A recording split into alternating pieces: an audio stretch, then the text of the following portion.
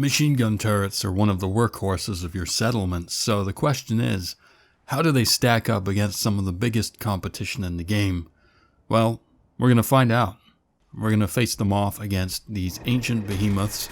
We're going to start with just one, and it's quite clearly not much of a challenge for 20 machine gun turrets. You can see the incendiary effects from the bullets, setting the behemoth on fire, and pretty much every single turret's able to focus down the health of this enormous monster. And so despite its fire hydrant cudgel and its high armor and high health, this one behemoth is simply outmatched and outgunned by the 20 turrets. Now these are the basic settlement turrets, the very lowest level turret, so they're by no means advanced, but 12 jackals can kill a lion, and 20 turrets can kill an ancient behemoth. Let's try 2 behemoths this time, doubling it up. One can tank, the other can attack.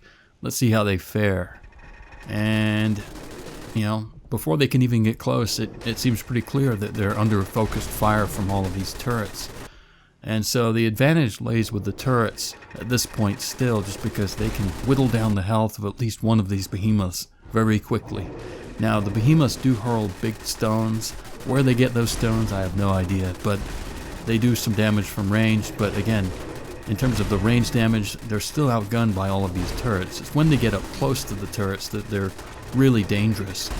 But as you see here, they just don't have quite enough strength to overcome the 20 turrets. It's much closer than last time, though.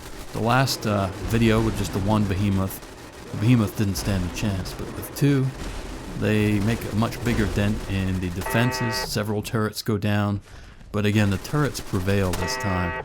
The firepower with some of the upgraded turrets is just too much for them to handle. So nice try, behemoths, but you didn't quite get it done. Good job to the turrets, and that was close. So I'm sure you're wondering, what about one more behemoth? How would that fare? Well, we'll find out momentarily. Now, with a trio of behemoths, the tide starts to turn, as you'll see in just a second. Now, even with 20 turrets arrayed against them, that extra third behemoth really is what tips this thing over the edge. One can tank, and 2 behemoths can attack, and they just rain destruction on these turrets. They don't really stand a chance. They are the basic turrets. Some of them are upgraded, but it's just random. It's a random spread of the most basic form of turret. So even though some are firing off incendiary rounds, 3 behemoths are just overwhelming. And so with the destruction they're pouring on these turrets, once they get up close and personal, the 20 turrets just simply are not enough. And so it's quite remarkable, really, what a difference one extra behemoth makes.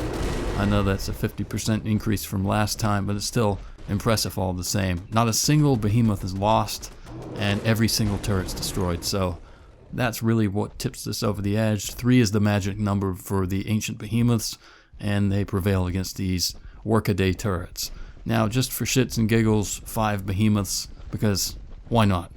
Let's see just how much destruction they pour down and rain on these poor unfortunate turrets. This is pretty much the exact opposite story from the very first segment where we showed 1 behemoth, and 20 turrets just, they barely even prick the surface against these guys. These green monsters are just raining down the destruction, and it's not even close. So, thought you might like to see this, and as you can see, 3 is where the tide turns, and by 5, this is just plain silly. You're going to need heavier firepower to take down these guys. This isn't even close. Thanks for watching.